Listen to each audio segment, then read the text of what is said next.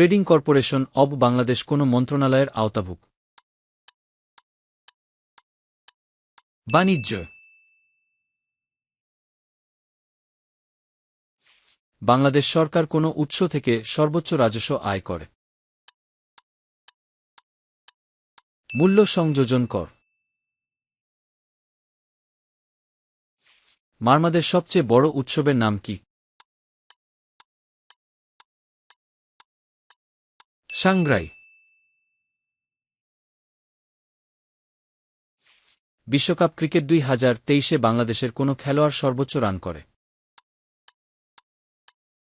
মাহমুদুল্লাহ রিয়াদ। বাংলাদেশের পররাষ্ট্র নীতি সংক্রান্ত নির্দেশনা সংবিধানের কত অনুচ্ছেদে উল্লেখ করা হয়েছে? 25।